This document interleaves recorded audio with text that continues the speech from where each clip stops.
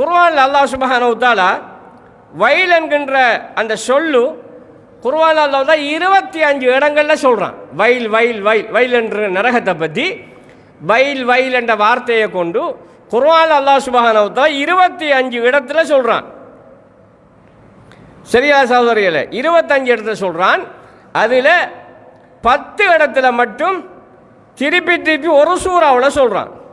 வல் முர்சலாத் என்ற சூறாவில் ஒரே வசனத்தை 10 இடத்துல திருப்பி சொல்கிறான். வயலு யௌமைதில் லில் முகத்திபீன். இந்த வசனத்துக்கு என்ன தெரியுமா அர்த்தம்?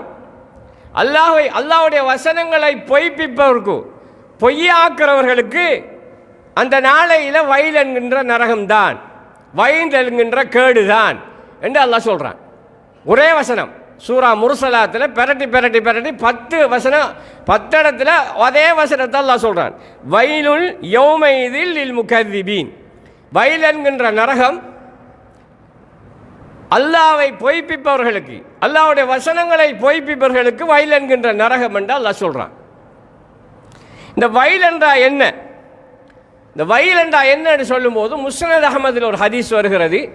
நபி ஸல்லல்லாஹு அலைஹி வஸல்லம் சொல்கிறாங்க, நரகத்தில் ஒரு பள்ளத்தாக்கு இருக்கு.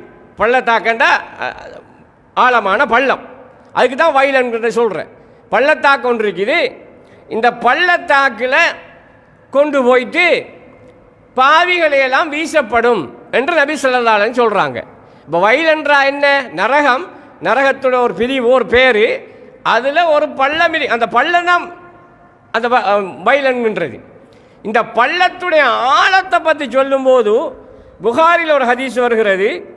நபி ஸல்லல்லாஹு அலைஹி வஸல்லம் அவங்க இப்படித்தான் சஹாபாக்களுக்கு மத்தியில் பேசிகிட்டு இருக்கிறாங்க. பேசிகிட்டு இருக்கிற திடீரென்று சத்தம் ஒன்று கேட்குது.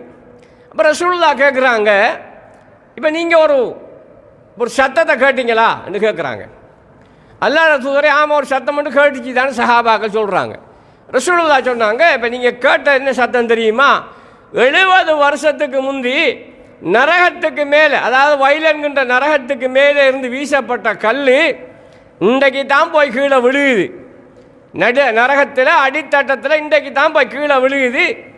அதில் சத்தம் தான் அது என்று சொல்ல விளக்கம் சொன்னாங்க. இதுவும் சஹீஹ் புகாரியில் பதிவாகி இருக்குது. அப்போ சகோதரர்களே, ஒரு கல்லை நாம் மேலே நோக்கி எறிஞ்சோம்டா மேலே எவ்வளோ வேகமாக எறிஞ்சாலும் போகிற வீதம் குறவு. என்ன செய்யும்? போகாது. அப்படி திரும்பி வேகம் குறையத்தான் தெரியும். எவ்வளோ தூக்கி எறிஞ்சாலும் மேலே எவ்வளோ விஷயம் எறிஞ்சாலும் போகும். ஆனால் வேகம் என்னையும் தனிஞ்சு திருப்பி கீழே வந்துடும். ஆனால் வரும்போது போன வேகத்தை விட வேகமாக வரும். பூமிக்கு நீங்கள் கண்டிருப்பீங்க, கடும் வேகமாக வரும். அப்போ கீழே இருந்து மேலே ஒரு பொருளை வீசுறதுக்கு எடுக்கிற நேரத்தையும் வேகத்தையும் விட மேலத்திலேருந்து கீழே எறிகிற வேகம் கூட கடும் வேகமாக வரும். அப்போ அவ்வளவு வேகமாக போகிற ஒரு கல் 70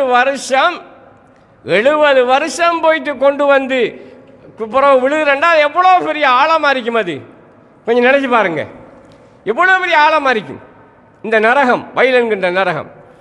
இதுதான் நரகத்திலே ஒரு வகையான டெஃபினேஷன், ஒரு வலை விளக்கத்தை நான் உங்களுக்கு சொல்லியிருக்கேன். வயல் என்கின்ற